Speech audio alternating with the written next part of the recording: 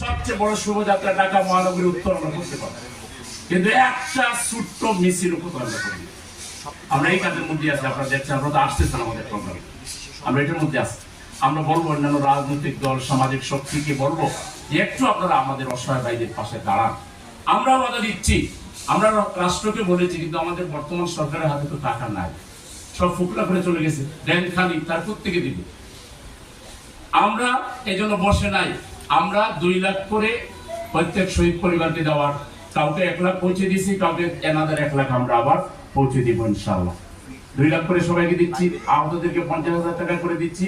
আমরা আমাদের আমির সাহেব বলেছেন এদের কর্মসংস্থান ব্যবস্থা করতে, অথবা ব্যবসায় পুঁজি দিয়ে দিতে, অথবা বলেছেন যে তাদেরকে ভাতা দিতে। আমরা এগুলো সবই পর্যায়ক্রমে করবো। যে ভাই বোনেরা এখানে এসেছেন, এটা ঠিক যে আপনাদের যে বোন তার স্বামী হারিয়েছেন, আমরা স্বামী ফিরিয়ে দিতে পারবো না।